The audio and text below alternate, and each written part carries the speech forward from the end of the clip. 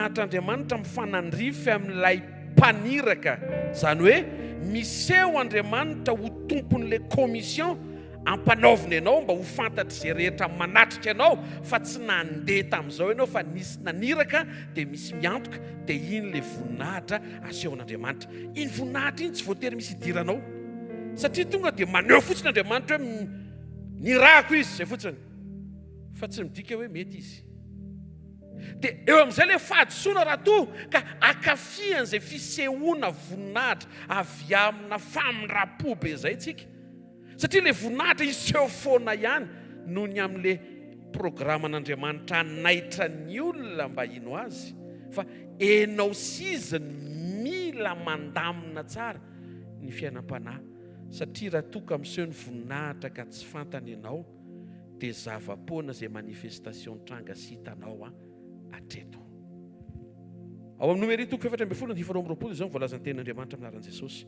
Ireo lehilahy rehetra ireo izay nahita ny voninahitra sy ny famantarako izay nataoko tany Egipta sy tany anefitra, Andriamanitra eto miresaka amin'ireo mpisafitany 10 lahy kivy hiatrika ny Kanana sy ireo olona rehetra izay nitabataba nanary finoana tamin'izay efa nitenen'Andriamanitra fa tsy maintsy hitranga.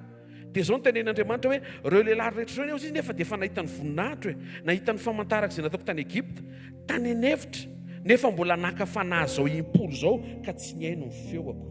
Ngezabeza ny zavatra tenen'Andriamanitra zany, tsy ampitahiry. Eno ia, hitanareo mahatonga n'Andriamanitra maika any amin'ilay voninahitra le tiany fa tsy le voninahitra le mahafinaritra anao. Le mahafinaritra anao tsy ampitahiry anao. Tavadraotra maheno tsara tsika zafady indrindra toko misaotra betsaka. Le voninahitra naseho any tsy ampitahiry an'le 10 lahy, satria le napahitana an'le voninahitra indray no nakafanan'Andriamanitra. Ny fifandraisanao amin'Andriamanitra dia saropady amin'Andriamanitra, tokony ho saropady aminao. Raha tsy fifandraisana amin'Andriamanitra izy 10 lahy nefa napahitana voninahitra, tsy ampy nanovany zareo ny voninahitra napahitana azy, satria voninahitra ohatran'ny gratuit izay le izy, tsy hoe payant le manaraka, fa misy zavatra izay tian'Andriamanitra hidiranao mba hahafahan'le voninahitra ho tsapanao fa sarobidy sady tsy saloranao ny tsy ho alainao, satria fantatrao fa tsy avy aminao. Amen. Voninahitra ny fampiasan'Andriamanitra. Tao koa ny voninahitra izay nangatahany Mosesy, Exodus 33:18, ary Mosesy mba hampahitao ny voninahitra ao. Nangetaheta mihoatra Mosesy ary zany anisan'ny lesona tsoatsika anatin'izao fidirana amin'ny taona vaovao zao. Misy dinga mpisehoana tian'Andriamanitra hisehoana aminao, fa misy dinga mpiovana koa tian'Andriamanitra mba ho hita eo aminao.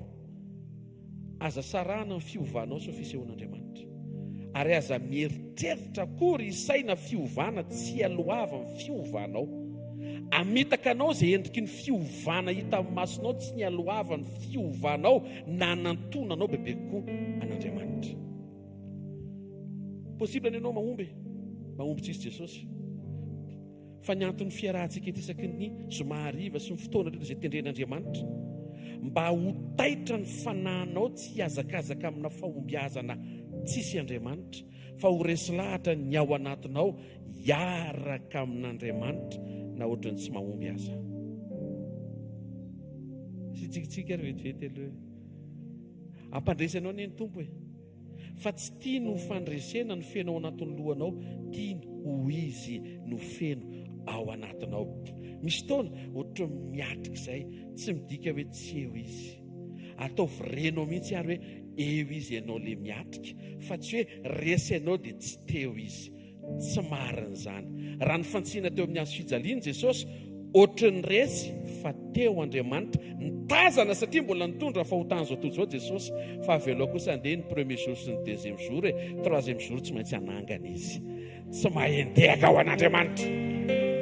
Ok, nao ho sarom-piariny amin'ny fifandraisanao manokana amin'Andriamanitra amin'ity taona ity, satria ao ambadika le fifandraisanao tsara amin'Andriamanitra ny tian'Andriamanitra hisehoana manaraka. Fa misy le manaraka, tena akaikinao, misy le manaraka matombo teny Andriamanitra hoe fa manino ty Mosesy ty no teny mba hipahitao ny voninahitra ao, nefa Andriamanitra nefa miteny efa napahitako ianao tany Egipta, efa napahitako ianao aty amin'ny désert, inona tsy efa pahitako anao, fa mbola miteny Mosesy hoe mbola pahitao an'le manaraka. sokatra ny sain'i Mosesy. Fa inona nanokatra ny sain'i Mosesy?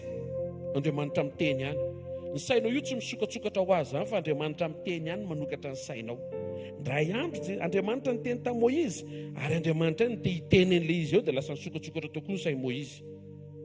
Misy taontsika nefa maheno teny tsy izy ninona misokatra. Zay lehibe lety nambavaka. Satria isaky miteny Andriamanitra tokony misy fiantraikany any anatinao zany. Inona ary le nahatonga Mosesy lasa saina? Lasa saina Mosesy manaraka an'Andriamanitra eny. Hoe ohatr'izao zany Andriamanitra ve? Ohatr'izao foana ve Andriamanitra? Sa mbola misy fisehoana hafa mety mbola tsy hitako? Avy aiza izay saina izay? Avy aiza izay pasteur hoe? Misy taontsika mieritreritra hoe Mosesy mihitsy ny manana curiosité. Fa telaza aminao fa tsy curieux zany Mosesy. Mosesy ary zany ary mipirina any amin'ny désert any sy mikarokaroka izay. Ataony milamina amin'ny fiainana izy sy ny vady aman-janany miaraka amin'ny Séphora sy Gersoma dia samy mialana. Izao ny tenen'Andriamanitra taminy eo amin'ny Exode 6:3. Enganie mba hanokatra ny fonao sy ny sainao, hanokatra ny masonao ihany koa izany teny izany. Ary tsy tia teny ty ihany fa ny teny rehetra izay efa renao hatramin'izay sy izay mbola omen'Andriamanitra anao atoato. Izao ny tenen'i Jehovah tamin'i Moïse, eny tompoko, tamin'ny anarako hoe Andriamanitra tsy toa no nisehoko tamin'ny Abraham sy Isaka ary Jakoba. Osy Mosesy, mba tiako raha mba hisehonao koa fa ny anarako hoe Jehovah tsy mbola nahafantarany aho, fa ianao no tratrako eto izao dia ho asehoko anao izay tsy nasehoko andry zareo. Ozy Mosesy, matoa tsy nampahitana andry zareo, nampahitana anahy. Misy zavatra kosa mety tsy ho hampahitany anahy fa hampahitany an'izay manaraka. Na tsipy Moïse ny resaka pahitaon'ilay manaraka raha angava manjary ohatrany tsy mety izy tia. Hiteny lavitra eo amin'ny fonao manomboka amin'ity taona ity, ny fisian'Andriamanitra mihoatra noho ny fisehoan'Andriamanitra mivagakany. Anandanja kokoa aminao ny présence an'Andriamanitra ohatrany tsy misy ninninina mitranga, mihoatra lavitra ny ohatrany feno zavatra mitranga eo amin'ny fiainanao, nefa renao mihitsy mifonao hoe lavitra an'Andriamanitra. Manomboka ho renao zany manomboka amin'ity taona ity amin'ny anarana maheran'i Jesosy Kristy velona masina sy manan-kery avy any Nazareta. Manomboka ho renao hoe tsisy ninona mitranga eo amin'ny fiainako fa eo Andriamanitra. Tandremo mamita tena hoe feno zavatra mitranga dia izay miprofo fa eo izy. Genesis 1:1, maizina ny tany, taiza Andriamanitra teo. Tsisy endrika ny tany, taiza Andriamanitra teo. Maizina, foana, tsisy endrika fa Andriamanitra teo. Ka raha maritra ianao hoe aiza Andriamanitra fa ny tany ary foana, dia mamaly izy hoe ety any aka. Dikan'izay esory le enao misaina hoe mety ny fiainako, eo izy. Ohatrany tsy mety kely indray, tsy eo tampoka izy. Mivoaka miditra mihitsy ny tompo izany tamin'ity taona ity. Tsy mivoaka miditra izy, satria izy nampanantenanao ho eo aminao sy ho ao anatinao ary ombanao mandrakariva ambara-batonga ny fahataperana izao tontolo izao. Raha mbola tsy tapitra izao tontolo izao, ninona mitranga eo aminao, na ny eken'ny sainao na ny tsy eken'ny sainao, dia eo aminao miaraka aminao ao anatinao. Tsy maintsy apatsahivony zany isaky ny fotoana rehetra, satria ny antony ohatrany adio zany rehefa tena miatrika ady tsika maritra fa ny ady mafy midika fa tsy eo izy. Eo izy ka, ary eto izy zao. Ny zavatra tena tompo tamin'ny taona lasa iny tena tsaroko hoe marina be ary marina loatra teo izy hoe ny fanatrehany dia réel lavitra no io leo akaikinao io. Zareo leo akaikinao ny na olona tsy fantatrao tsy manino. Dia zao misy lavitra no io olona jerenao io, Andriamanitra eto zao amin'ity takarivo ity, na tsy hita maso azy izy. Mianatra tsika fa tsy hita maso ihany no misy. Raha farina an'izay tena mahiratra amin'ny masonao, mavoro mahery anao, izao jerena ny feoko amin'ity andefa feo dia izao tarafina, izao tazanina ny feo ka lasa izy. Eo jery tsara daholo, fantoka tsara daholo, isa roa telo, hitanao izy. izy iny e. Fa manenao mino fa misy le feo nefa ianao tsy mahita le feo. Fa maninona ianao mino fa misy le feo satria heninao nefa le feo ary tsy hitanao. Mizavatra zany tsy hitanao fa misy. Eto Jesosy ho anao. Ary mino fa eto koa ianao ho an' Jesosy. Vao hen'ny Moïse io teny io, tsy tafandromandro Moïse. Zay hitako hatreto zany, tombony iainako tsy hitany Abrahama. Dikan'izay, isy olona zany ho avy ao aoriako, ahita mihoatra noho izay hitako indray. Wow! Andriamanitra, dia ny mbola velona dia pahitao aloha e. Ty taon'ity, afaka hifankahita amin'Andriamanitra sy iombona azy tsara ianao. Ny fisehoan'Andriamanitra dia misy mbola tsy niseho. Satria teto, izay mbola tsy hitan'ny Abrahama ny nampahitana ny Mosesy. Ny confirmen'Andriamanitra izy tao aorian'ilay Exode 33 io, Exode 34:10 dia fanonteny Andriamanitra minaran'i Jesosy, Moïse, indro manao fanekena ka eo anatrehan'ny olonao rehetra nanaovako zavamagaga, mbola tsy nisy natao tany amin'ny tany rehetra sy tany amin'ny firenena rehetra. Ary ny olona rehetra izay hitoeranao dia ahita ny asan'i Jehovah, fa matahotra izay zavatra efa ataoko amin'ny fombako anao. Todo izy Andriamanitra hoe misy le izy. Misy ankoa ny voninahitra ao aorianan'ny fanetretena. Obolona 18:12. Ny zavatra resako eto dia voninahitra meloana tongavan'i Jesosy. Mbola tsy tonga Jesosy dia efa nisy karazana voninahitra efa neken'Andriamanitra ho aseho. Fa le tena miinterese antsika le karazana voninahitra rehefa tonga Jesosy. Amen. Obolona 18:12 amin'aran'ny Tompo, fa ny fanetretena kosa meloa ny voninahitra. Izay rehetra nanetretena tao amin'ny testamenta taloha dia efa nampahitan'Andriamanitra voninahitra avokoa. Ireo olona rehetra izay tsy mba nirehareny amin'ny tenany, tsy mba nirehareny tamin'ny zavatra vita, satria vitan'Andriamanitra izy fa tsy hoe izy nanao azy, satria fantany fa avy amin'Andriamanitra ny zavatra rehetra sy an'Andriamanitra ny zavatra rehetra. Izay ilay atao hoe manetretena mahazaka voninahitra. Izay rehetra ny aina fanetretena meloana tongavan'i Jesosy dia efa nampahitana voninahitra. Fa tia teny aminao mbola misy tsara lavitra noho voninahitra Jesosy. Satria tsisy dikany raha nampahitana voninahitra tsisy Jesosy zany. Satria mety hiaina voninahitra eto ambony tany ianao, fa mety efarany ambany tany raha vao tsy mandray an' Jesosy. Ny fahatongavan'i Jesosy nanova zavatra. Ataovy azo antoka fa manana an' Jesosy ianao tonga eto miaraka aminy, manaraka azy, manahaka azy. Misy ny dingany voninahitra tao aorianany nahatongavan'i Jesosy. Misy ny voninahitra vokatry ny fanetretenan'i Jesosy. Mihaino tsara tsika. Jesosy ny nanetretena dia ianao no meny voninahitra. Romana 5:17 dia manambara amin'aran'i Jesosy hoe mainka izay mahazo ny habe ny fahasoavana sy ny fanomezan'ny fahamarinana no anjaka amin'ny fiainana no nataony ny anankiray dia Jesosy Kristy. Voninahitra vokatry izay nataon'i Jesosy, ny aretan'i Jesosy sy ny ainan'i Jesosy. Tena kekinao tsy avy aminao ilay izy hoe Jesosy niaritra hoe dia ianao misitraka hoe dingana anankiray zany hoe amen. Voninahitra nomena tao aorianan'ny fahasoavana sy ny famonjena. Voninahitra tsy avy amin'ny fiovanao, fa voninahitra raisinao maimaimpona avy amin'izay niaretan'i Jesosy. Jesosy ny nanetretena dia ianao no nomeny voninahitra. Jaona 17:22 amin'aran'i Jesosy, nomeko azy ny voninahitra izay nomenao mba ho iray izy tahaka ny maha-iray antsika. Voninahitra ahafahanao miaina communion no nomeny Jesosy, fa tsy voninahitra vokatry ny communion. Zay indray ilay jeu de mots be. Rehefa nandray an'i Jesosy ianao dia misy voninahitra eo amin'ny fiainanao, voninahitra ahafahanao miombona amin'Andriamanitra sy ahafahanao miombona amin'ny fiangonana, ny mpiara-mivavaka, ny praitapo ao amin'i Kristy. Fa ilay dinga voninahitra tian'Andriamanitra omenanao manomboka amin'ity taon'ity, voninahitra avy amin'ny fiaretanao, fa tsy voninahitra avy amin'ny fiaretan'i Jesosy nahatonga anao afaka hiaina communion. Le voninahitra voalohany manosika anao afaka hiaina fiombonana.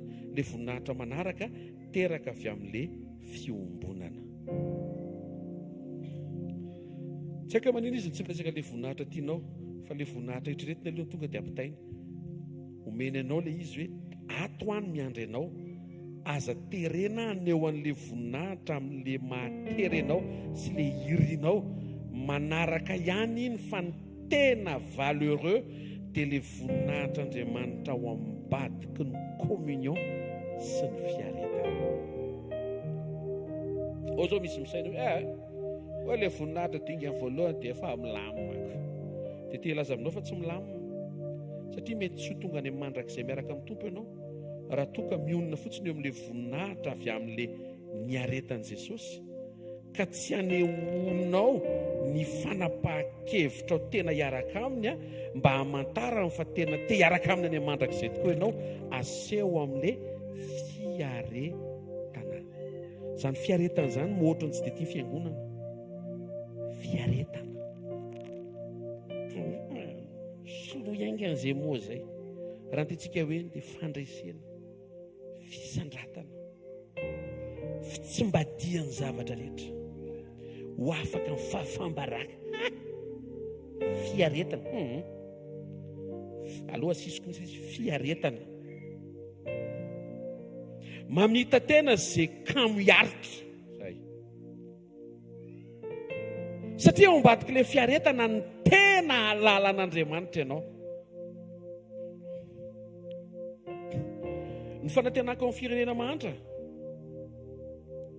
aty amin'ny firenena mahantra Andriamanitra ny afaka teniseo any amin'ny firenena manan-karena laza aminao marina fa tsy pura intsony le finoana satria efa manan-kataom-pino fa eo amin'ny toerana tsy manan-kataom-pino mino tsara amin'ny pino marina zany reto tsy mitovy mihitsy ny finoanao tsisy nininona ny paosinao sy finoanao hoavo ny fotoana hoavo zay mba tehirizina efa le kalitao finoana hoe hoavo ny fotoana misy ny tsy tena misy ny rehetra ny paosinao fa mba misy mena mba misy dia tehirizy le nao miankina foana tamin'Andriamanitra fony tsy nisy ninininy fa iny ny tena tsiro ny fiarahana amin'Andriamanitra mihoatra lavitra no manakatokana mody miankina amin'Andriamanitra nefa raha miteny hoe Andriamanitra hoe dia vidiko ihany le izy satria ananako ny vola miainao sa averiko vetivety zany mihaino zany zalahy mba ataovy mba vitrika izy ty sy dynamisme avatsy te hividy zavatra ianao misy an'le volana ampaosinao mangataka ianao Andriamanitra afaka vidiko ve dia miteny Andriamanitra hoe non tsy vidy ianao sa hividy ny olona mahafantatra tsy mividy fa ny olona Andriamanitra amin'ny raha fo fa tsisy ohatrany pitsony fa ataontsika tsisy ninona ny ampaosinao any dia miteny Andriamanitra ohatry ny ilaiko ry miandry ianao tsisy matoa tsisy dia tsy ilaina zany ohatry mampiankina eno tsara ty zavatra ty mampiankina kokoa anao amin'Andriamanitra tsy fisiny moyen amitaka ny fonao ampiala ny fiankinanao amin'Andriamanitra tsy midiko zany dia tena hijafajafa resaka moyen foana ve zany tsika ty mba raha-piavin'ny tompo ve tsy zay fa le fo tsy tian'Andriamanitra angetaheta ianao anona moyen hiaraka aminy fa tianao angetaheta fotsiny miaraka aminy amin'izay moyen ny tiany aseho miteny kokoa ny souveraineté rehefa tsisy ny paosinao dia rehefa hoavy ny fotoana rehefa mba misy any dia apetraofana koa nefa ny souveraineté fa afaka tehiriziny izay fijoroany izay. Amen. Kolosiana 1:27 dia manambara aminaran'i Jesosy hoe Kristy ao anatinareo fanantenana ny voninahitra. Misy ny voninahitry ny fiovan'ny zavatra ho tsara araka ny fahatsarana hita ao an-danitra. Habakoka 2:7 dia manambara aminaran'i Jesosy hoe manarina ny lanitra ny voninahiny. Zany hoe feno voninahitra ny lanitra. Io voninahitra io afaka miasa eo amin'ny fiainanao dia manova ny zavatra eo amin'ny fiainanao ho lasa tsara zavatra. Fa mbola misy tsara lavitra anao io ny voninahitr'Andriamanitra izay voalazan'ny Korintianina 2:7 voninahitry Kristy izay endrik'Andriamanitra ao anatinao, tsy manova zavatra fa manovanao.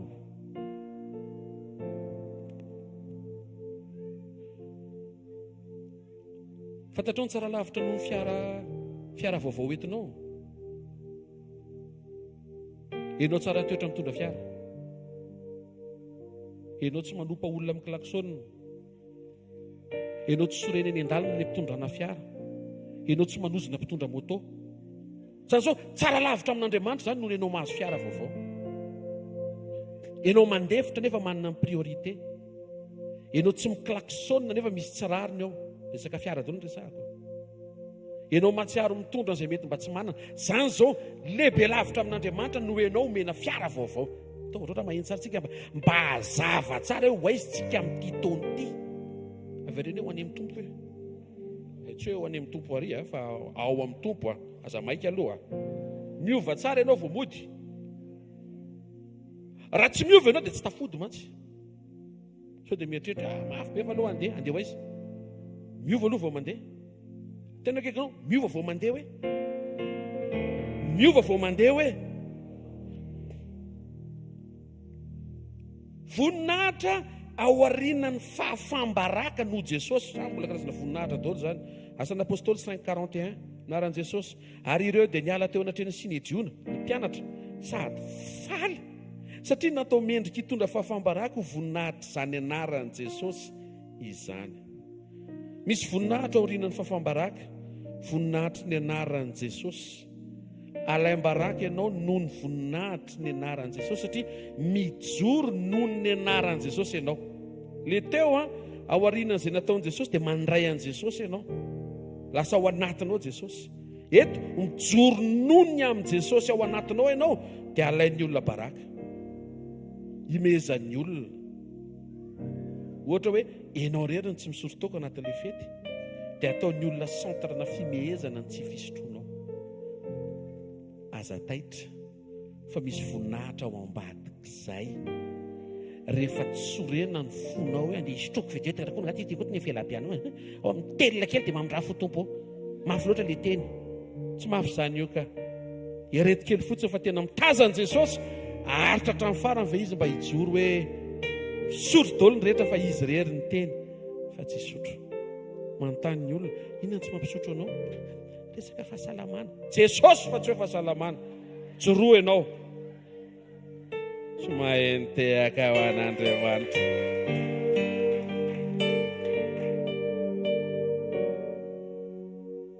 Ianao tsy misotro, mbola hanao examen rapide.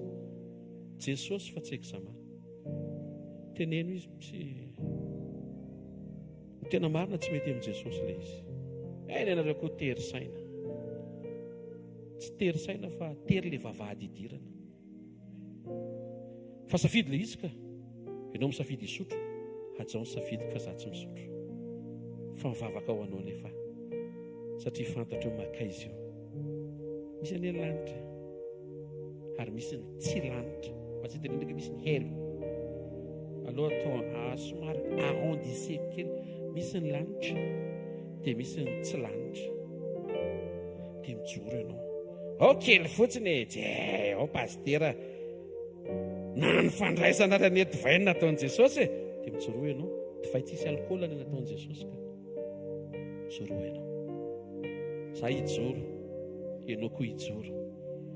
Aneo ny voninahiny Andriamanitra ao ambadik'izay fijoroan'izay.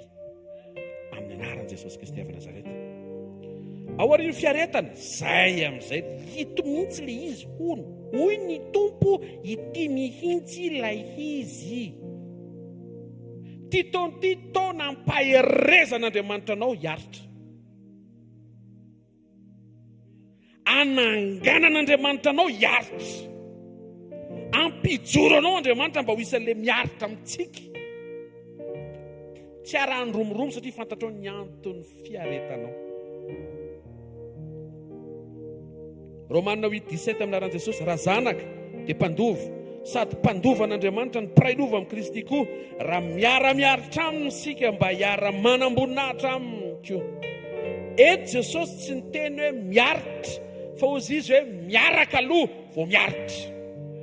ataovy ohatry zao ny tanana le ataovy salia ohatry zao raha mahenjary ianao. Tsy hoe miaritra ka sao dia mieritreritra na hoe hiaritra zany. Tsy hainao miaritra fa hainao miaraka aminy aloha aseho anao amin'ny fiaretana. Miara amin'ny Jesosy amin'ity taona ity. Aza misaina anao voyage tsisy Jesosy. Aza mieritreritra nangana ninninona ka hoe tsy asiana Jesosy. Asio Jesosy avokoa ny rehetra mahakasika an'izay any anatin'ny sainao, fonao sy izay tianao tanterahana amin'ity taona ity, atao feno azy ny programa ampianareo menakavy kely amin'ny anaran'i Jesosy Kristy avy Nazareta. Teo izy ny ten'Andriamanitra miaritra. Zany hoe miaraka amin'Andriamanitra aloha. Tena kaikinao miaraka amin'Andriamanitra aloha zay vao miaritra hoe. Any am-pianarana ohatra mitrisy daholo ny ankizy.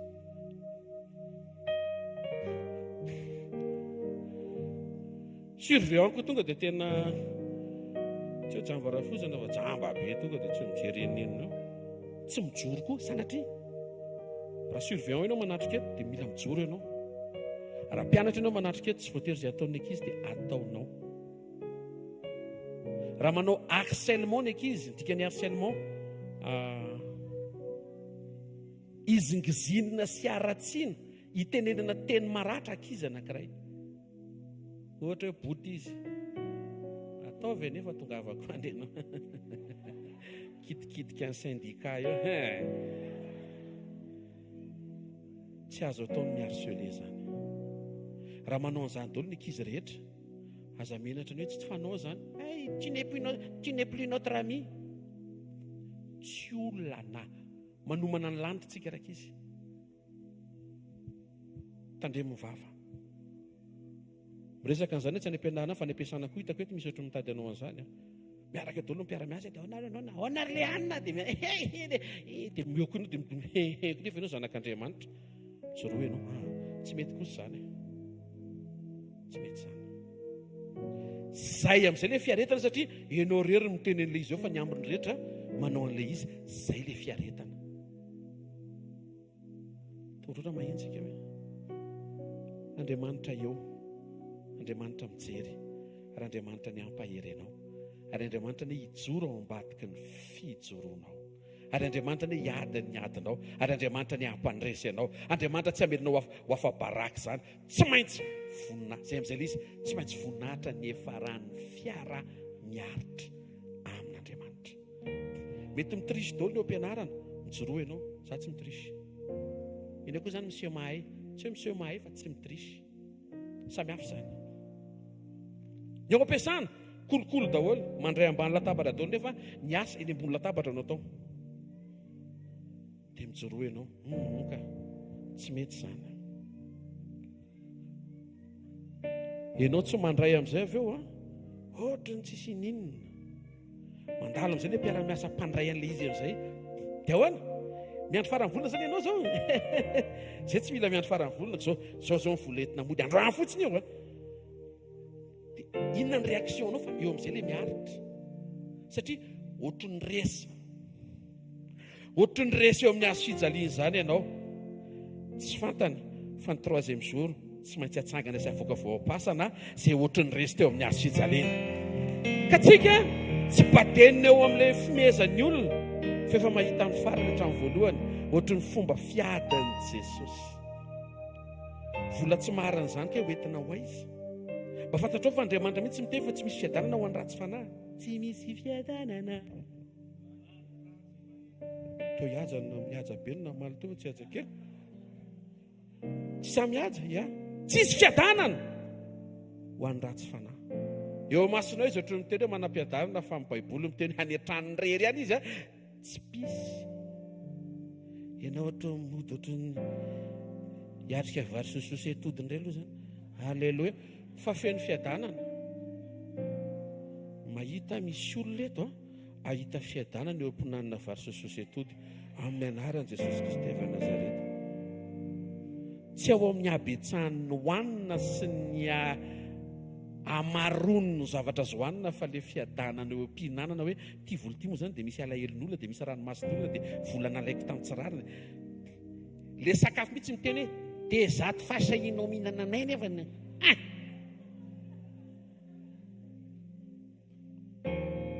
Iarety kely fotsiny faly eo fiadanana toy izay loza.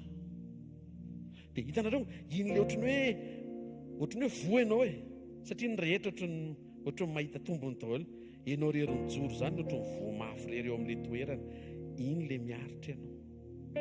Dia Andriamanitra te hitanao miaritra, satria sarobidy aminy fijoroanao. Dia aza miteny Andriamanitra hoe isory eto amin'ity toerana ity, tsy le toerana ny esorina fa ianao no ampijoroana. Andriamanitra hoe isory reto mpiara-miasa mpanao kolikoly reto, tsy le mpiara-miasa le esorina fa ianao no ampahirezina. Fa raha vao mijoro eo ianao, vitan'Andriamanitra ny mampiasa ny fisinao anova ho azy ny mpiara-miasa aminao rehefa hitan'Andriamanitra fa mety tsara ny fiarahanao aminy. Fampiarahana vao marinao tsy ny salama daholo tonga dia tsy tianao kolokolo ny mpiara-miasa. Izay le amin'ity taona ity any amin'izay toerana misy ianao amin'ny anaran'i Jesosy Kristy avy Nazareta. Voninahitra aorianan'ny fiaretana, voninahitra aorianan'ny faneketsika ho matiny amin'ny tena tahaka an'i Jesosy. Rehefa maty Jesosy mbola mariny naneso azy fa tsy hainy intsony, izay le maty ny amin'ny tena. Tamin'izy le mbola velona ohatran'ny mafimafy le raha Mesia ianao, raha Kristy ianao, fa rehefa maty izy mbola misy ny teny dia inona koa dia ahoana zao dia ahoana. Efa maty Jesosy tsy maheno intsony izy. Ohatr'izay mitsy le réaction tian'Andriamanitra ho réaction anao. Réaction anao olona tsy velona intsony eo amin'ny nofo. Ka raha misy tonga avy any te hampifaninana anao aminy, dia tsy manaitra ny any anatinao intsony izany. Tsy tonga eto ambony tany ianao hifaninana amin'izy, tonga eto ambony tany ianao hiombona amin'Andriamanitra. Tonga avy any ilay olona fiarafany oetiny androany, rehefa le miravy mihitsy pep. Ianao mbola andehanao mele andeha ody satria miaina amin'ny fahamarinana. Zay mihitsy le izy zay. Dia tandremo sao dia sorisorena eo Andriamanitra tao vakopinao tsy aloha naran'i Jesosy. Dia etsika amin'ity taona ity fa izay mihitsy le mila amboarina. Aoka ho tsara fanahy foana ny ao anatinao, aoka ho tsara toetra foana ianao.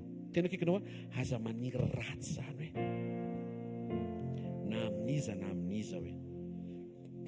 Reny olona napahitana ny tany amin'ny elo reny dia naverina dia anisa mba namanaitra kely any foana le témoignage zareo hoe na ny olona faran'izay tsy tianao izy tsy irianao any. Raha tena napahitana ka matoa zany reny miteny hoe vaonao, le miteny reny zany mbola tsy nahita ny tany. Fa zay tena napahitana hono tena tonga dia hoe oreta. Aleo kapohana kely fotsiny le olona fa tsy alefany. Ty loza loatra. Fiadanana no manin'i Jesosy ho aso anao. Dinga voninahitra ambony sy mihoatra rehefa tia anatsika Jesosy. Mba ahafahantsika tena miombona amin'ny ara-piaretana. Misy zavatra efa apetraka eo amin'ny fiarahamonina voataizan'izao tontolo izao fa mety. Nefa voalaza ny tenin'Andriamanitra fa tsy mety, manomboka hiaritra ianao manomboka eo. Mety mandeha ny resaka fitiavana zany mila andramana fa iny amantarinao raha masaka na manto io fa andramana aloha dia hita eo avy eo. Raha mpanandrana ianao dia mety ho zay ny fisainanao fa raha ianao le andramana tsy teny an'izay ianao. Misy mihaino ve? Averiko ve? Raha ianao le mpanandrana dia sahanao miteny aloha mba andramana dia rehefa tsy mety dia ariny. Ie, satria ianao ny mpanandrana fa mba saintsaina rehefa le iroso amin'izay ianao rehefa le en âge mature. Efa mba teny efa soratanao mihitsy hoe cette année je me case. Any amin'ny Einstein fa mba manomana ny followers zany hoe tena iroso hoe. Ianao manomana iny misy mitilitily hoe andeha ho andramako ty raha mety na tsy mety. Ianao zany le ho andramana. Azadino fa zay ataonao androany no atao aminao rapitso. Sao dia adintsika izay lesona izay amin'ny 2025 fotoana voninahitra aoriana fiaretana. Fa zay ataonao androany dia ho atao aminao.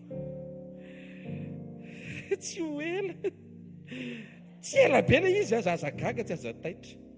Zany ny ilanao an'i Jesosy mihoatra noho ny zavatra rehetra. Tianao ve ianao tsy oro fanampiana n'aiza n'aiza le anao? Na oviana mety ilanao izany. Mijoro ho mpanampy an'izay mila izany na oviana. Vao misy occasion ahafana manao servisy ataovy. fa raha mba ho avy fotoanako ilanao servisy tsy orana izany ianao. Tianao ve hitsika aminao daholo ny olona rehetra vao miala eo mivavahady ka hatrany amin'ny toerana andehanao, hatrany amin'ny mody na ny alika sendra mandalo ary exagéré izy mba ho fantatra hoe ny zavatra ataonao io hoe mi-influencer ny environnement anao dia misy ifandraisany amin'ny fanekenao izara tsikitsiky sy fifalinany amin'izay rehetra alehanao. Alleluia. Tsy mahafaty antoka ny tsikitsiky azy tsikitsiky aloha. Alleluia.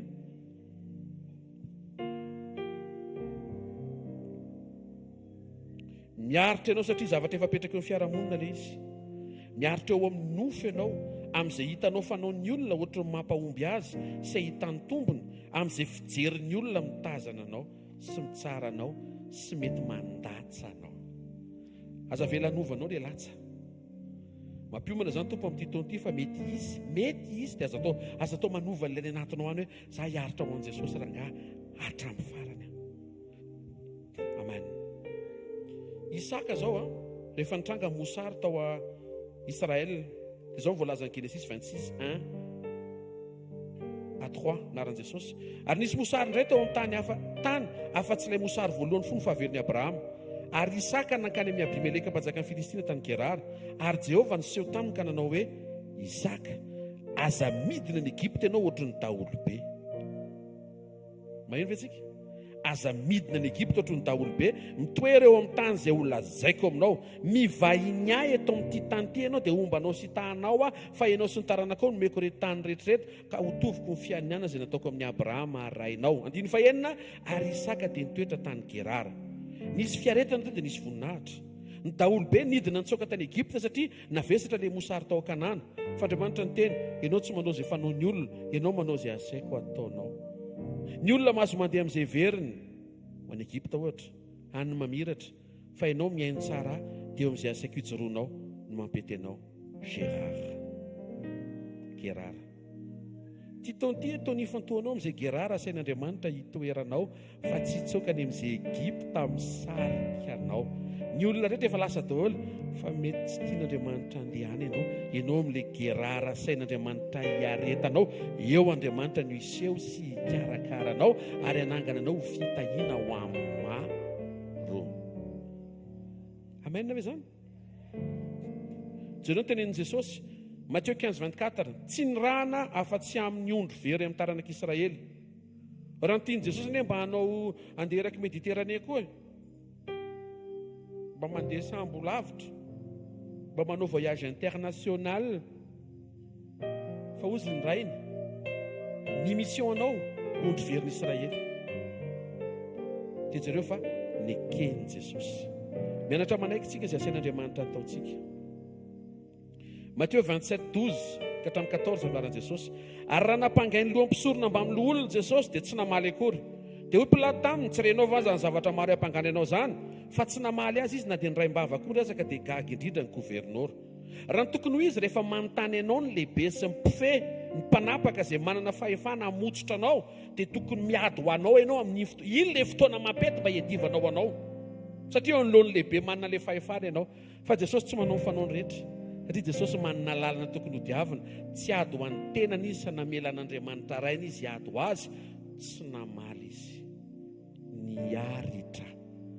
Io fotoana io anefa dia lainga sy fiampangana ary vavolombelona tsy marina daholo no tenenin'i Herôda sy Pilato. Mafy anie zany, zavatra tsy nataonao tonga dia tena fotsiny hoe vita fa zany zay. Ianao hono voalazan'ny olona fa mpanakorotana fiarahamonina, dia tsy mamaly Jesosy. Ny fanginanao dia maneho fa marina izany. Jesosy tsy niteny hoe non, tsy namaly izy, tsy niady ho an'ny tenany izy, niaritra izy. Tena akaikinao raha navita niaritra Jesosy hoe manana an' Jesosy ianao hoe anampy ianao hiaritra izy hoe tsy mahenteaka ao an'Andriamanitra. Joseph, Genesis 39:10, amin'ny anaran'ny Tompo. Ary na dia efa niteny tamin'i Joseph isan'andro aza raha vehivavy vadin'ny Potifara, dia tsy nety nanaiky azy andry aminy izy na hiara-mitoetra aminy isan'andro. mety efa fanao ty madamy ty ny maka piasa ao na maka andevo zay tiatiany eo dia rahana ary zay proposeny an'izay dia nitsoboka daholo koa fa ozy Josefa manan-javatra tsara lavitra hifantohana hitandremako ny androany amin'izay nitenenin'Andriamanitra homany ho rapitso.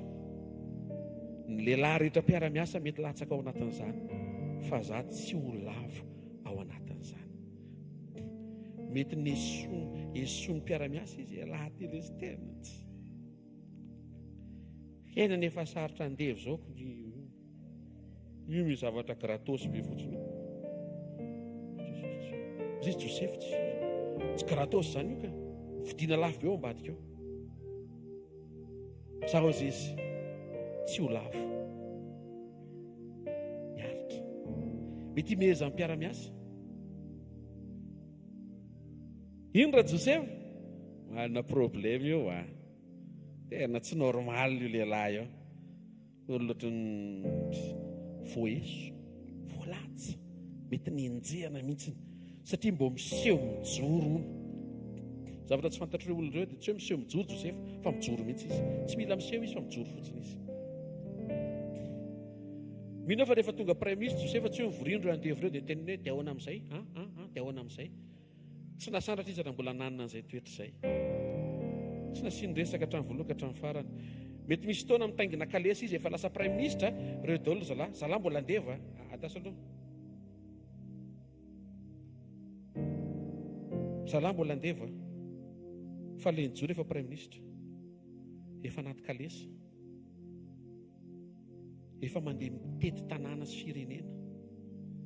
Le tsy nijoro mbola andevo amin'ny Potifara foana tandremo fa tsy hamoakanao any amin'ny famirapiratana tena vrai ny fahotana. Reseo lahatra ny ao anatinao fa tsy namanao ny fahotana, tsy namanao ny devoly, tsy namanao io nofo amandrahanao io fa io mampanoty eo. Meo an' Jesosy io dia avelao ny fanahy sy nitarika anao, ataovy mahazo ainao amin'ny fanahy ny ainao. Amen.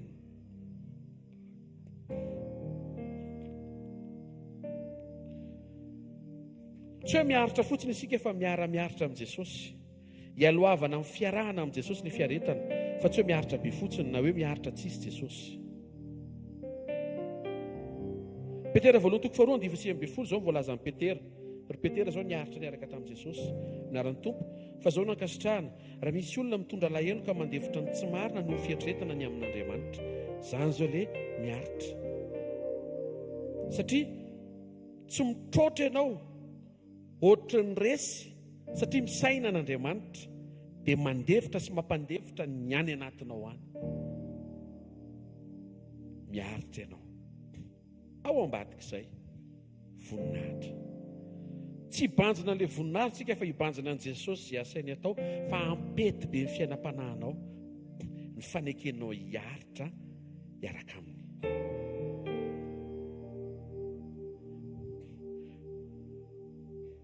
Ao anatin'ny esprit d'équipe sy ny jeu d'équipe dia anisan'ny tena mahafinaritra ilay niarana nomboka miara-mamarana. Satria miarana nomboka niarany kotrana, niarany aritra, niarany sedra, dia niarana hita fandresena, dia mahatsapa ny asaribidiny le fandresena vokatry le fiaretana. Tena kaikinao ahafantaranao an'Andriamanitra bebe kokoa hoe enao hiara-hiaritra aminy hoe. Ozy izy Paoly Korintiana 1:17-20 ka 7:20 amin'aran'i Jesosy. Mpanompon'i Kristy va izy? Miteny toy ny olona verisaina mihoatra noho izy amin'ny fisasarana manatombo, amin'ny tranomaizina matetika kokoa, amin'ny kapoka be efa zay tsy izy, amin'ny fahafatesana matetika fiaretana zany. Indimy ny kapohan'ny Jiosy ny 7 latsaka ray avy, intelo ny kapohana tamin'ny hazo, ndray maka ary ny taram-bato mihitsy, intelo ny vaky sambo reto, ndray andro sy ndray alina ny toetra tao amin'ny lalina, na andeha matetika saiky nahita loza tamin'ny ony, saiky nahita loza tamin'ny jiolahy, saika voentaka, saiky nahita loza tamin'ny tompo-tany namako, saiky nahita loza tamin'ny jentilisa, saiky zareo fa saiky daholo izy, saiky fa tsy nahita. Saiky nahita loza tao amin'ny tanàna, saiky nahita loza tany an'evitra, saiky nahita loza tany amin'ny ranomasina, saiky nahita loza tamin'ny rahalahy sandoka. tamin'ny fisasarana sy fikelezanainy, tamin'ny tsy fahita tory matetika, tamin'ny anoanana sy ny etaeta, mamindra fo tompo, tamin'ny fifadikanina matetika, tamin'ny atsika sy ny fitanjahana, afa-tsy ireo zavatra ivelany dia mbola misy koa izay mahazo isan'andro, ny fiahiana ny fiangonana rehetra, misy zavatra hiaretana. Mahita fa ho feno hery sy tanjaka ianao avy amin'izany teny izany, ahafahanao miaritra tsara miaraka amin'Andriamanitra. Fantaro ary zany fa misy io dingany voninahitra io. Andriamanitra ray teo ihany tsy mbola naneo na niseho tamin'ny fahafenony, mbola sombitsombony foana ilay nisehony hatreto, ary na efa ho tonga any aminy ary tsika raha izay dia mbola ho sombitsombony fa mbola ho asehony tsikelikely, ary mbola ho avy ny fotoana ho asehony le tanteraka. Dikan'izay afaka mbola hita ianao mihoatra, afaka mbola hita ianao izay tsy hitanao. Faharoa, rehefa fantatrao ilay izy dia mangetahetahany ilay izy. Tsy hoe ny teny Andriamanitra dia hitranga ho azy ilay izy. Andriamanitra rehefa miteny dia manontany ny etahetanao. Tena akaikinao, izay tenenin'Andriamanitra hoe natao hitranga raha mangetaheta ianao hoe avereno. Izay tenenin'Andriamanitra hoe natao hitranga hoe rehefa mangetaheta ianao hoe. Prinsipan'Andriamanitra zany alefa n'ilay teny dia miandro retour izy avy any aminao. Ny retour andrasany dia ianao mangetaheta an'izay ny teneniny. Miteny izy ianao mangetaheta, miteny izy ianao mangetaheta, miteny izy ianao mangetaheta, miteny izy ianao. Ty atao fotoana misy hetaheta isa maraina, Andriamanitra mangetaheta ny fanatrehanao isa maraina. Tsy ampy raha hiteny ianao Andriamanitra atao misy hetaheta isan'andro amin'ity taonty amin'ny anaran'i Jesosy. Amen. Ampy izay vavaka izay hiantohana ny hetaheta mandritry ny taona. Tsia hafa indray ny rapitso.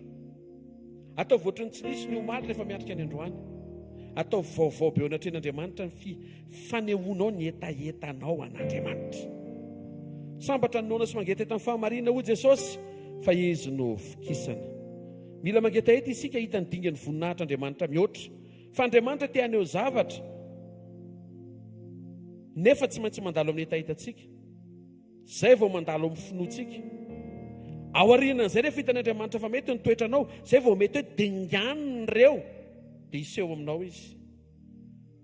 Fa tsy maintsy mangetaheta aloha ianao. Fahatelo angatao amin'izay ilay izy. Zay mahatonga ny Mosesy ny laza hoe ampahitao ny voninahitra ao. Fa maninona ny tonga tamin'izany resaka izany Mosesy, efa niresantsika tany aloha? Satria tsy zany no niresahany voalohany, fa lasa zany ny resaka ny fanaovany, satria mifampiresaka foana izy mianaka. Misy zavatra teoria be fa miana, miresa, miarah amin'Andriamanitra foana dia ho lasa réactionnao ho azy arakaraka ny androsoanao hiresaka aminy foana. Raha vao miresaka aminy tonga dia hoe vao maraina Andriamanitra pahitao ny voninahitra ao. Tsisy bonjour, tsisy n'Andriamanitra gaga atao tsisy bonjour maraina fa nisy inona. Fa rehefa resahanao foana Andriamanitra, miresaka aminy foana ianao, lasa sincère avy any anatinao any amin'izay ny hetaheta ny ahita azy mihoatra. Tena kaikanao aza maika hoe fa misy zavatra hoe ny andro fotoana hoe dia miresa foana amin'Andriamanitra hoe mifampiresa amin'ny foana hoe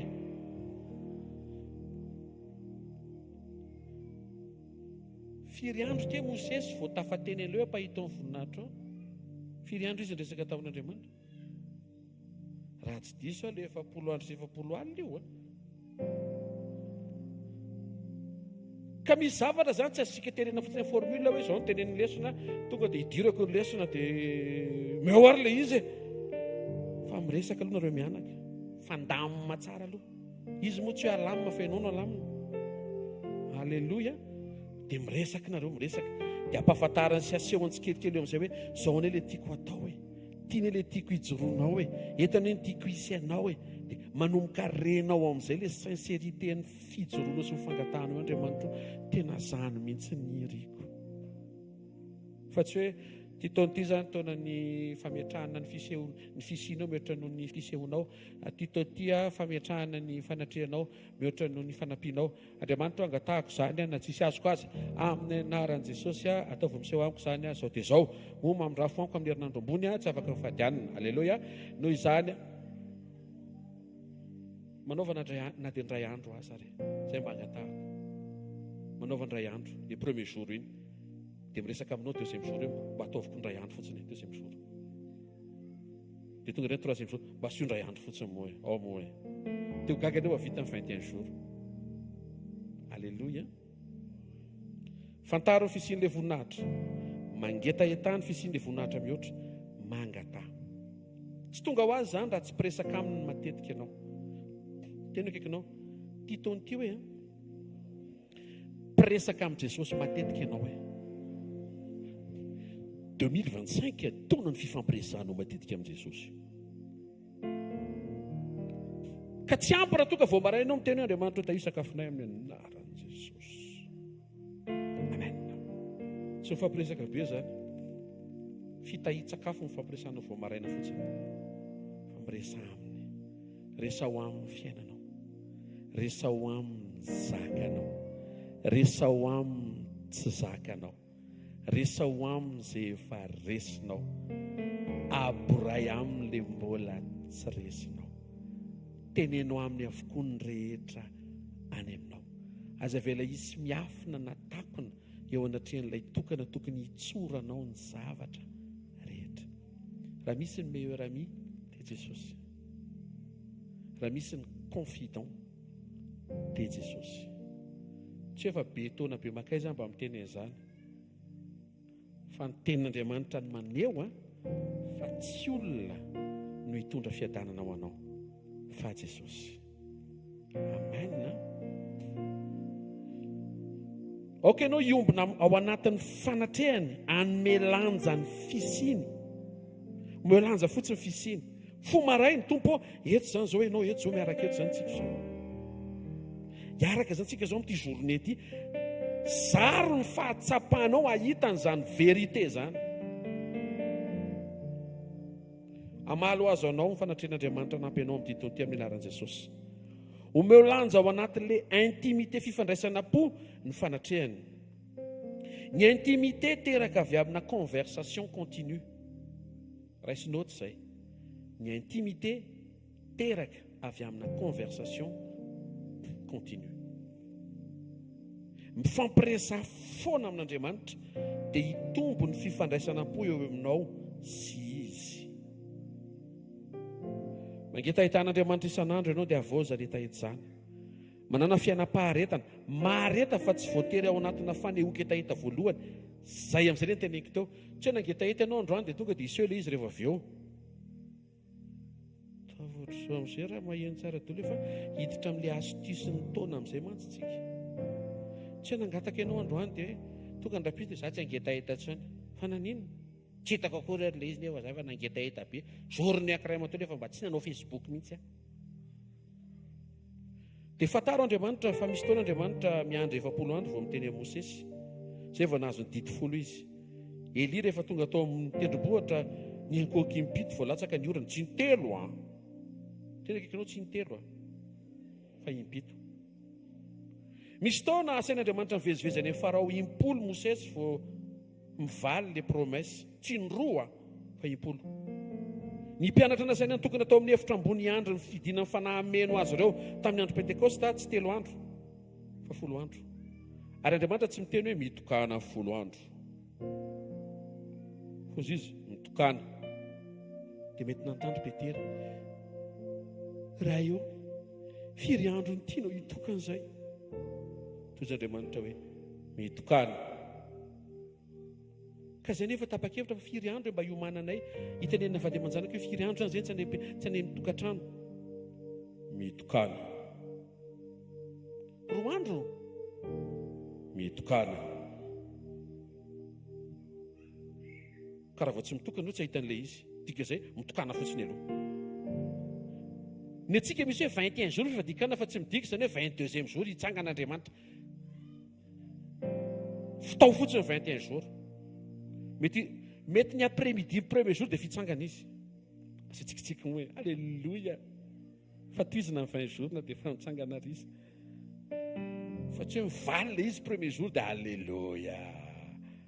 Alléluia makay izy toizina tsara izay tokony ho toizana. Andriamanitra zany tsy mitenena hoe firy andro firy inona fa tia no hita foana ilay izy isan'andro. Tenenina hoe akaikinao mistera anaka hoe Andriamanitra tsy tenenao fepotona hoe fahasainy ataonao ilay izy hoe dia ataonao isan'andro fotsiny hoe karaha milaza izy hoe mangetaheta foana isa-maraina dia tsy haiko ho vina izy niseho aminao mety amin'ity volana ity mety amin'ny volanao avy io tsy hametra fa ny zavatra sura aloha ataovy aloha ilay izy. Amen na manana fiainam-piaretana mianatra miaritra tsika mianano fitiavan'Andriamanitra manoera fakapanahy isan'andro medi adene io e manoera mandrese aza miandro retoro avy amin'Andriamanitra rehefa nijoro ianao natao hijoro ianao na tsisy retoro ary zany ny tena fiainantsika efa tsy hoe nijoro andro any sy valim-bavaka kely fa nijoro lohandro any fa raha vao tsy asinao tsy mijoro ary bitso tsy ohatr' izany ferana amin'i Jesosy ka joro tsara foana fa mahasoa anao sy mampety anao ny fijoroanao isan'andro maneke hijoro amin'ny sitrapony maneke ho tarian'ny fanany. Amen na aza mora afapo amin'izay efa fisehoana efa hitanao hatreto mangetahitany le mbola tsy hitanao sy le mbola tsy niainanao tian'Andriamanitra ampidirana anao. Aza mora afapo hoe efa mivaliany vavaka ianao na hoe olo-pasoavana ianao na mety efa voatay ianao aza mionona amin'izay fa mbola misy fisehoana tsy hitanao mihoatra noho io fananam-be mety efa misy eo aminao io sy mivalim-bavaka isan'andro mety efa hiainanao. Aza afapo amin'ny hoe mahita ny fahaiza-manoan'Andriamanitra manohana anao fotsiny ianao fa mangetaheta hiainany voninahitr'Andriamanitra amin'ny fahafenoana izay mbola tsy hitanao tian'Andriamanitra ampiainanao rehefa miara-miaritra aminy ianao. Aza mionona satria mahita ny asany ianao.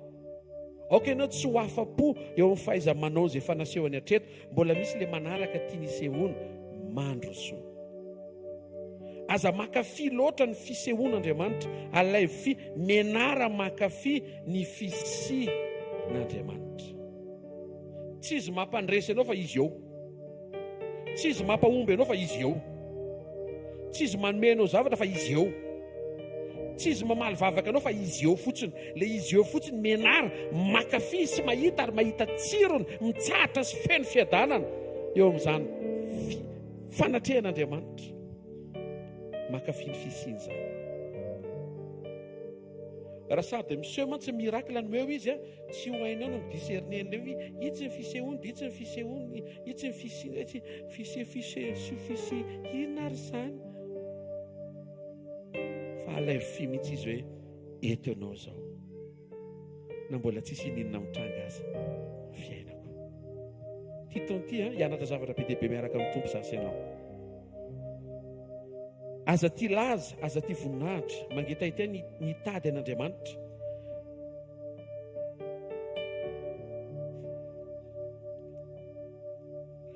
Tandremo fa manjary tsy hifankahita amin'izay tian'Andriamanitra isehoana amin'ilay programa amboninahitra ianao raha vao makafia ny fampiasany fotsiny sy ny fisehoany fotsiny tsy any amin'ilay zavatra vitany sy ataony fa izy mihitsy. Aza ty osotra tiavo Andriamanitra. Amarana koa azo bolana 21:17 amin'ny aran'i Jesosy izay tia fananaram-po dia olona alahelo izay tia divay sy diloilo tsy mba hanan-karena. Raha raisina fomba fijery hafa mihitsy ty obolana ity araka ilay teny fikasana ao amin'ity taona ity dia izao tsy afaka ny ho tonga tahaka an'Andriamanitra manan-karena famindrapo ianao raha vao tia osotra. Izay tia diloilo ny tsy hanan-karena, izay tia osotra tsy hanan-karena famindrapo. Hitanareo ve raha vao amin'ilay fampiasan'Andriamanitra sy ny fisehoan'Andriamanitra ny tena alainao mirakla be mihitsiny dia tsy hanan-karena famindrapo ianao ohatra an'Andriamanitra fa lasa tavela ianao eo amin'ilay mirakla be dehibe. Le osotra ny tianao fa tsy Andriamanitra manositra.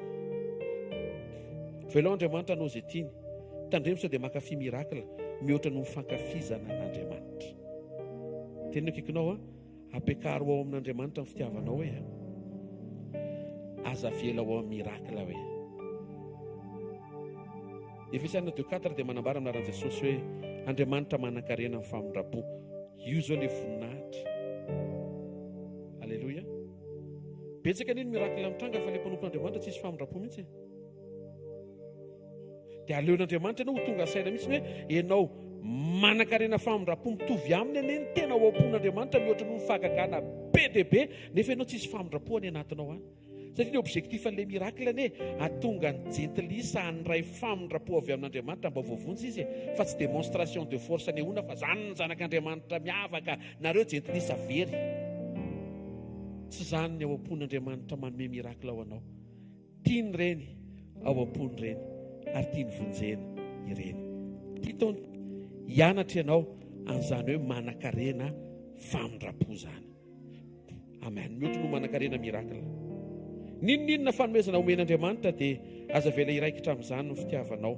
Fa Andriamanitra saro-piaro, izy ny tokony iraiketan'ny fitiavanao fa tsy izay nomeny anao. Zany daholo ty taony ty mamerina ny rehetra ny anatinao ho centré ao amin'Andriamanitra. Izy fiaretana fa indrindraindrindra izy voninahitra. Azo hitehaka mafy tsara ao an'Andriamanitra. Manasanao hitsangana dia anao vavaka tsika tandrifa n'izany teny zany. Dia teo anatrehan'Andriamanitra ny ao anatinao aharitra ianao angetaetan'ilay fisian'Andriamanitra. Tadidareo ny lesina teo mety nanontany zao Moïse hoe Andriamanitra impiry amin'ny mankany amin'ny farao vao manaiky io. Andriamanitra tsy niteny mihitsy hoe impolo. Nalefa ny ray mandelo verina avany ahoana tsy nanaiky izy mandehana andeha rapitso. Verina avany ahoana tsy nanaiky izy mandehana andeha rapitso. Ny ianao koa mandehana andeha rapitso foana. Zany foana haka hozy izy ny tompo mandehana foana rapitso. Toy izy foana. Izy tsy miteny hoe afaka roa andro fa rehefa hitany eo ianao ho aseho an'ilay anjara tokony ho anao amin'ilay famalinan'ilay etaeta. Ao afontanao dia tenen'Andriamanitra tompo tiako marina amin'ny dolo zany teny zany. Tia hitan'ilay dingan'ny voninahitra tianao aseho amin'ity taona ity ambadiky ny fiaretana. Ampianaro aho tsy atahotra fiaretana. Ampianaro aho tsy hitsoka na handositra fiaretana. Ampianaro aho hiaraka aminao dia hiara-hiaritra aminao. Ampianaro Andriamanitra tena hifampiresaka aminao be manomboka amin'ity taona ity. Tsy ho teoria fa tena ho pratika any amin'izay fiainako andavanandro, amin'izay hitondrahanao aho sy amin'izay hitantananao aho. Vavaka izay ray amin'ny anaran'i Jesosy mamoenao ny faharetana ao am-pony zanaka ao tsiraray avy. Satria asainao mangetaeta ny fisianao foana izay isanandro. Tsy faritanao hoe impiry vao mamaly ianao. Fa asainao manavao izany isanandro izay mba ho eo anatrehanao foana izany etaeta izany ary ho etaeta sincère ao am-ponay. Mba tsy ho miracle no ankafizinay, ho mihoatra no fankafizanay ny fisianao. Enarana izany fa tsy tonga ho azy ary mino izay fa ty taona ity hanampy be ny fanahy masina. Atonga anay tompo tsy ho diso fijery. Ao anatin'izany dia mahatsara mavaka ny tsiraray avy tonga eto amin'ity takarivo ity. Ao no miatrika ady. Tsy tianao izy hibanjina ady, na hibanjina fahavalo, na hibanjina faharesena na fandresena, fa tianao izay hibanjina anao. Misy olona Jesosy miatrika olana faran'izay tena sarotra, tena hoe tsy hita izay hamahana azy. Androany nampatsivinao fa tsy natao hibanjina olana izay, tsy natao hibanjina vahaolana izay, tsy natao hibanjina an'izay manjoanay, tsy natao hitaditady fanampiana aman'olona, fa natao hibanjina anao. Saotra ray amin'ny anaran'i Jesosy fa inonay fa fotoam-pikarakarana ny rehetra ity takarivo ity. Saotra betsaka ny amin'ny fikarakaranao mientefa eo amin'ny isam-batan'olona sisa tokantrano. Mba tsaroviny zanaka rehetra tonga eto mitondra ny mavesatra, mitondra ny sarotra, mitondra ny ady.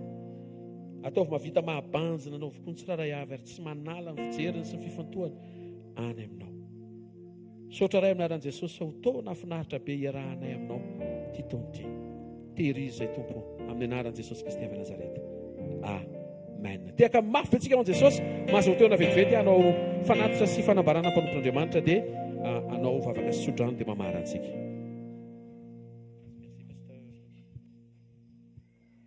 Alléluia. Alléluia. Bonne année donc. Tratry ny taontsika tsiraray avy ny anaran'i Jesosy. Fa izay mbola tsy niaona dia samy mitahin'Andriamanitra. Alléluia. Tonga amin'ny fotoana fanatitra, sakrifisy, fahafolon-karena, fo saina fanahy. atolory daholo misy maromaro izy ireo dia atolory an'Andriamanitra. Raha rota fotoana amin'izay ahafahanao manatanteraka an'izany. Tahaka izao ny fandaharantsika indray a. Raha ampitso araka ny mahazatra, tsy dia hoe mahazatra ilay izy fa fandaminan'Andriamanitra ny ahafahantsika miray latabatra aminy a. Dia tanterahantsika raha ampitso izany a, isan-kerinandro moa dia isaky ny sabotsy a. Raha ampitso maraina manomboka amin'ny fitora eto amin'ity toerana ity. Dia ny fotoanantsika amin'ny herinandro ihany koa dia misy ny sekoly isa-maraina. Araka ny tenin'Andriamanitra teo a, le conversation continue izy maninona? Teraka inona? Teraka zazakely? Teraka intimité amin'Andriamanitra. Fa tsy intimité amin'ny conversation continue mila miresaka amin'Andriamanitra. Fotoanan'ny sekoly, fotoana iresahana amin'Andriamanitra. Dia tsy ho fantatrao mihitsy hozy izy pasteur atao hoe mamonjy foana, tsy hoe androany dia rapitso ilay izy na ahoana, fa mamonjy foana ianao fa ao anatin'ireny fotoana ireny dia ho hitanao Andriamanitra. Tsy ho hitanao ilay fandresena fa ho hitanao mihitsy Andriamanitra mivantana. Amen. Dia andaontsika raha mbola misy koa ny fotoana dia andao hamonjy sekoly amin'ny fitora ka hatramin'ny 7 ora sasany eo maimaim-poana, tsisy vidim-pidirana etsy amin'ny super U Analakely 2e étage. Minao efa hitantsika ny misy an'izany toeran'izany a. Dia ny zomantsika latsinainy moa zany a, sekoly mpamana olana, ny talata sekoly mpanasitranana ary ny alarobia dia sekoly mpanambiana toetra, sekoly ny tokantrano. Mariana manokana fa amin'ny larobia tsika manomboka amin'ny larobia dia manomboka ny fifadikanina. Larobia zany hoe tena tsara mihitsy a. Larobia zany tsika tsy hoe latsinainy sy talata tsy dia feno ao, fa larobia zany tsika tokony tena anisan'ny manao ezaka be mihitsy larobia hanomboka fifadikanina. Dia tonga dia eo amin'ny fanatrehan'Andriamanitra etsy amin'ny super U Analakely. Miatomboka larobia ilay izy dia mifarana amin'ny 4 février. Ny zoma eto ny fotoanantsika amin'ny 4 ora, ny sabotsy eto koa ny fotoanantsika, ny sabotsy manokana dia manao regroupement ntsika ao anatin'ilay fifadikanina. Sabotsy manomboka amin'ny 7 ora, sabotsy heriny zany a, manomboka amin'ny 7 ora ka hatramin'ny 2 ora folakandro.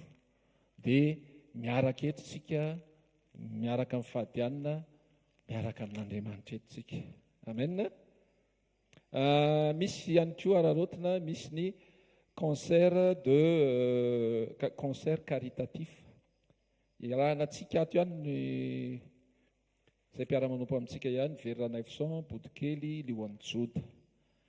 Dia izy io dia tanterahany any amin'ny Trade Tower Ivandry amin'ny 2 ora ny 25 janvier 2025. 25 janvier sabotsy io. Dia amin'io zany misy concert caritatif. Hozy izy ny tenin'Andriamanitra hoe vahoaka ao ambonin-jahatra rehetra hozy izy ny fitiavana. Dia ny tenin'Andriamanitra koa no miteny hoe araroto ny fotoana rehetra azo anaova-tsoa. Dia misy an'io fotoana io tena ahafahantsika ny tombony azo amin'io dia ho an'ireo handicapé, tsy manana raisy rentsony, démunis any amin'ny centre rova Agapé. Dia fotoana anankiray io tena fanararotana mihitsy, hitantsika mivantana hoe tombony ho an'ny hafa izay azo atao. 50 000 ariary ny fandraisana anjara. Dia manentana anao anatin'izany. Manentana anao anatin'izany satria asan'Andriamanitra sady fanehoam-pitiavana amin'ny fomba hita maso koa zany a. Dia ndaontsika hitsangana ary. Ndaontsika hitsangana hanome voninahitra an'Andriamanitra. Ainjiro aty anoloana arany tananao a. Ray amin'ny anaran'i Jesosy. Saotra mankasitraka manome voninahitra anao zay. Ampatsahivinao Andriamanitra fa ianao no important amin'ny fiainanay. Afaka ny manolotra izay androany tena zava-dehibe ary isaorana ianao zany. Tena nitahinao zay. Mety tsy miankina amin'izay abetsaky ny mena tompo fa miankina amin'ny fo. Satria ny fonay sy ny fonao mihitsy no miara amin'ny tempo. Dia raisy tompo ho anitra kasitrahany zany ho voninahitry ny anaranao. Tahio ny tsirairay avy. Tahio ny tsirairay avy satria mila anao ny tsirairay avy. Saotra ray amin'ny anaran'i Jesosy. Amen. Ndaontsika te akamafy voninahitra ny tompo.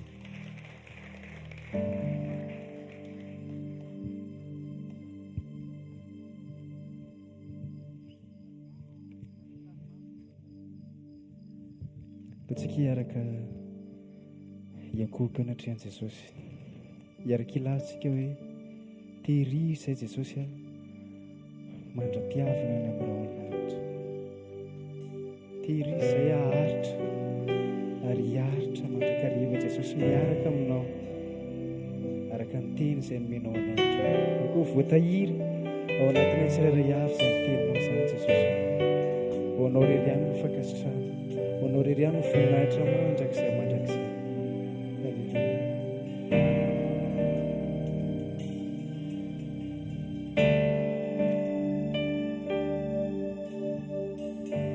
Nasarotra aza ny lalana mankany, mankany an-danitrany na fisedrana, tsy maintsy ho lalovako.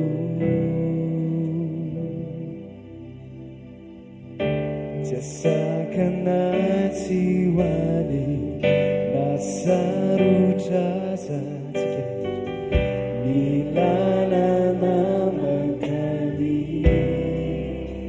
mankany an-danitra, mankany an-danitrany na fisedrana, tsy maintsy ho lalovako.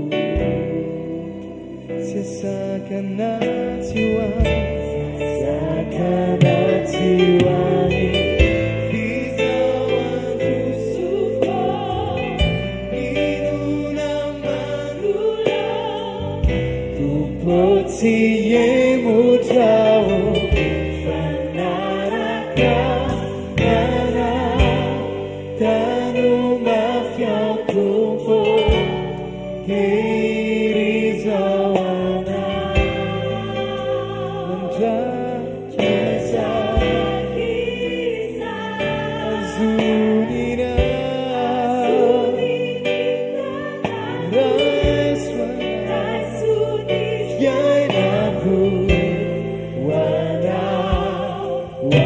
Sumafetan mafetuko dan mafia tuko izwana wano mandrakiza wanawira asuni nitanaku asuni fianaku